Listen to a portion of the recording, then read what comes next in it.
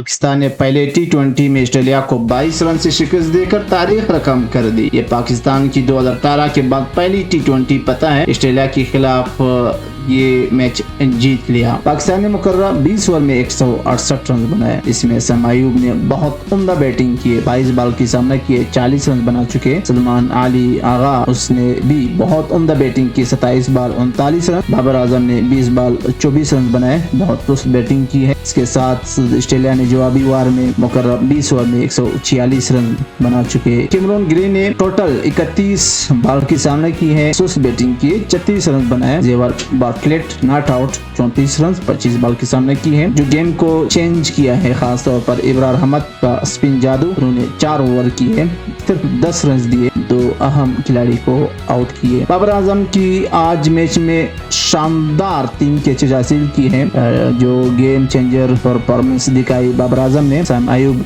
Allrounder में भी बहुत उम्दा, इनके साथ साथ उन्होंने 2 विकेट भी हासिल की। और सलमान अली आगा ने सीरीज को आगाज पठाना अंदाज में किया और पाकिस्तान ने ये सीरीज 1-0 की बरतरी हासिल कर चुका है। ये है होम ग्राउंड का पावर टीम पाकिस्तान। मुबारक हो पाकिस्तान टीम की।